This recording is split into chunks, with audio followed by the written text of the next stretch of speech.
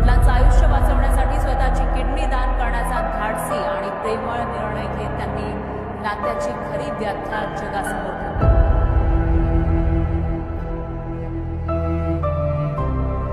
त्यांची स्वतःची लेक